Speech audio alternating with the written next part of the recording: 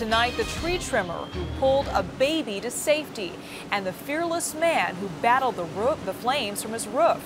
Several fire trucks are still on scene in Sunnyvale. That's because the fire flared up again hours after it broke out. Let me give you a look at the fire as it first got started and the aftermath. Well, we'll get to that in just a moment. But flames were shooting through the roofs of the homes along with damage and thick smoke that was left behind. It all started at around 9:30 this morning in the 900 block of Lantana Drive in Sunnyvale. We have team coverage starting with Len Ramirez, who spoke to a couple of tree trimmers now being called heroes. Len? Well, that's right. You know, this was an intense fire. You can see from the way the houses were burned here. You rarely see this in a suburban house fire situation. Not one, but two houses were practically burned to the ground. There was no injury, no serious human loss of life because of those tree trimmers and their alert actions. Witnesses say it took only seconds for the flames to grow into a fireball, burning between Sunnyvale tract homes, catching two houses on fire and threatening neighbors' lives. One neighbor's cell phone video shows a tree cutting crew in orange shirts running and shouting fire into homes. It's not a good feeling knowing that someone's in the house and it's on fire. Dan Knutson says they woke at least two people from inside one of the burning homes and rescued a toddler from one of the homes being used as a daycare before firefighters got there. I kept pounding, and finally they opened the door and I ran inside the house and I told them it's fire, fire, fire. So we all ran out. Then they said the baby's in the house. So me and the older gentleman, we ran back inside the house and got the baby. Everyone got out okay, but the fire burned wildly for almost 2 hours, engulfing both houses on Lantana Drive. Both attics to the lower units you see here were completely involved with flame, and there was smoke all the way to the floor with zero visibility. The burning was so intense, firefighters had to back off for their own good. It was come to the point where it was becoming too dangerous because of roof collapse, so that's why we pulled the firefighters out and we went to a defensive operation. Neighbors nervously watched the battle unfold. It was very scary, and I thought it was going to spread more than 4 or 5 houses. The defensive stance worked and the fire was contained to the two original homes, but they were a complete loss. Also lost a pet dog, found hours later in an upstairs bedroom of one of the homes. Firefighters say he died of smoke inhalation.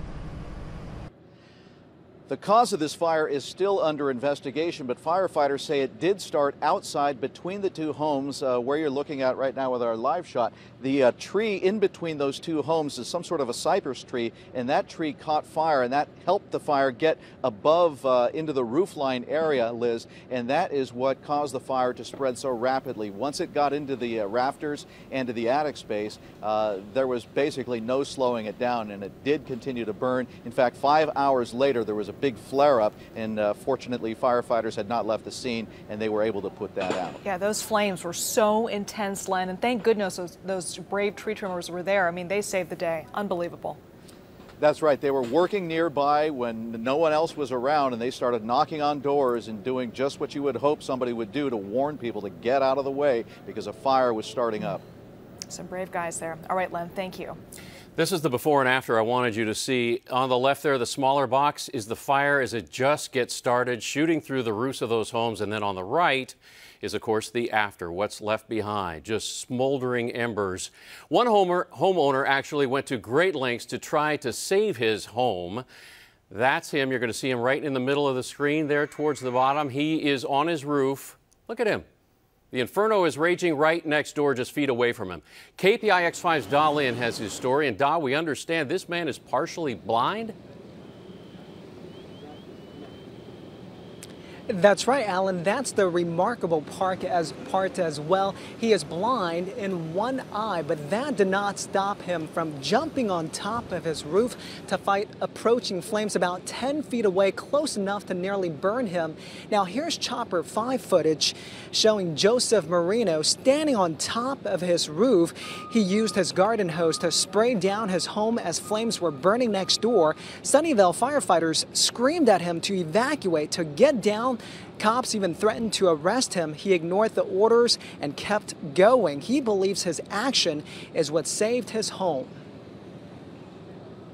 I think they're stupid. They weren't even putting any water on my house, on my property, and the flames were coming to my property. They're putting that water on the other side of the house. There was no water on my side of the house. So if I didn't stay up and put water up, my house would have ended up going up too. So I thought what I did was force them to come to my side of the house, start watering my side down. Because I kept telling them, either you start watering my house or I'm not coming down. Not advisable by us. We don't want him to slip, fall, hurt himself, because if that happens, then it takes away our resources to take care of him. Probably stupid, to be honest with you. I wouldn't recommend doing that, but I had no choice. I just felt the need to protect my property. Would you do it again? Yes. The house is saved, only some minor water and smoke damage. Now, before Joseph hopped onto his roof, he carried all 4 of his dogs to safety. 3 of those, he says, are his guide dogs since his right eye is blind. Now, Joseph has had that house for about 5 years. There it is. You can see the garage door open. It is intact. It is saved. He says it's his first house and he was going to do everything he could to save the house. Live in Sunnyvale, I'm Da Lin, KPIX 5. Now, for all the latest video and information on this